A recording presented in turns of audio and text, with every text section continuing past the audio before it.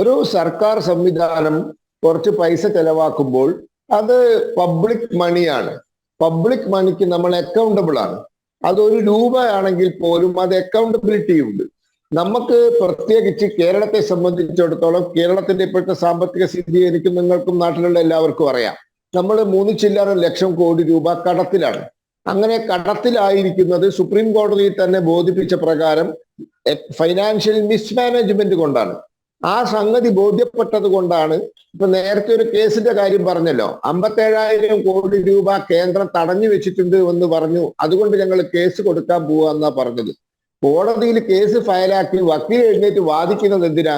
28,000 കോടി രൂപ കടം എടുക്കാൻ അനുവദിക്കണം കേന്ദ്രം എന്ന് പറഞ്ഞിട്ടാ.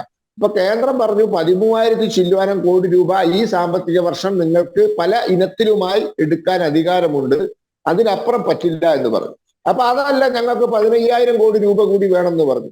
കേന്ദ്രം പറഞ്ഞു മാക്സിമം 5,000 കോടി രൂപ എടുത്തോളൂ, പക്ഷെ അത് അടുത്ത വർഷത്തെ സാമ്പത്തിക കടമെടുക്കാനുള്ളതിൽ നിന്നും കുറയ്ക്കുന്നു പറഞ്ഞു. അപ്പൊ ഞങ്ങൾക്ക് വേണ്ടാന്ന് പറഞ്ഞു.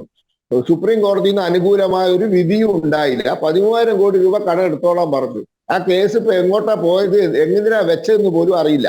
പിന്നെ ജൂൺ 4 കാര്യം പറഞ്ഞു. എനിക്ക് ചിരിയാ വരുന്നത്. ജൂൺ 4 നിങ്ങൾ ആഗ്രഹിക്കുന്ന പോലെ നടന്നാൽ രാഹുൽ ഗാന്ധിയാണ് പ്രധാനമന്ത്രി.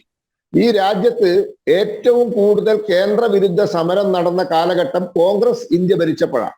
കമ്മ്യൂണിസ്റ്റ് പാർട്ടി കേരളത്തിൽ മനുഷ്യക്കോട്ടയും മനുഷ്യച്ചങ്ങലയും നിശ്ചല സമരവും തലകുത്തി നിൽക്കുന്ന സമരവും ഇതൊക്കെ നടത്തിയത് കോൺഗ്രസ്സുകാർ ഇന്ത്യ ഭരിക്കുമ്പോഴാണ്. 4.25 കൊല്ലം മൻമോഹൻ സിംഗിനെ സഹായിച്ചപ്പോഴും കേരളത്തിൽ ഒന്നും കിട്ടിയില്ല.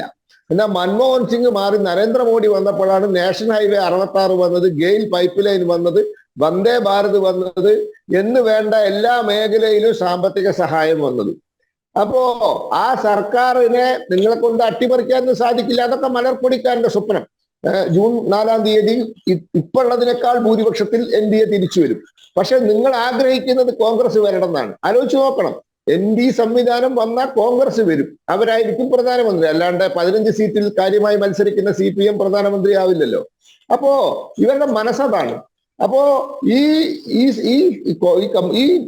എന്താ പറയാ, ഈ ലോക കേരള സഭയെ നമ്മൾ എതിർക്കുന്നത് നേരത്തെ ഞാൻ പറഞ്ഞതുപോലെയാ. ഒരു സ്പെസിഫിക് ആയ കോൺക്രീറ്റ് ആയ കാര്യം ഇതാ ഇന്നത് ചെയ്തിട്ടുണ്ട്, അതിന് ഇത്ര കോടി രൂപ കേരളത്തിൽ വന്നിട്ടുണ്ട് എന്ന് പറയാൻ പറ്റും. ഇന്ന പദ്ധതി നടപ്പിലാക്കി, അതിൽ ഇത്ര ആയിരം അല്ലെങ്കിൽ ഇത്ര ലക്ഷം പ്രവാസികൾക്ക് ഗുണം ചെയ്തു, അത് പിൻ പോയിന്റ് ചെയ്ത് പറയൂ. വിവരാവകാശ നിയമപ്രകാരം കേരളത്തിലെ മാധ്യമങ്ങൾ തന്നെ സമീപിച്ചിട്ട് കിട്ടിയ ഉത്തരത്തിൽ ഒരു ഇംപ്ലിമെന്റേഷൻ നടന്നതായി പറയുന്നില്ല. അതുകൊണ്ടാണ് നിങ്ങളുടെ തന്നെ മറുപടി അങ്ങനെയാ പറയുന്നത്. കേരളത്തിലെ ഏറ്റവും പ്രചാരമുള്ള പത്രം ദിവസങ്ങളോളം അത് ഒരു എപ്പിസോഡായിട്ട് കാണിച്ചതാണ്. അപ്പൊ അതുകൊണ്ട് പൈസയല്ല പ്രശ്നം, റിട്ടേൺ ഉണ്ടാവണം. When you are spending A single rupee from public account there should be result വേണം. ഇല്ലെങ്കിൽ അതിന്റെ ചുരുക്കപ്പേര് ദൂർക്ക് എന്നാണ്. അതിനെ അങ്ങനെ തന്നെ വിളിക്കാൻ പറ്റും.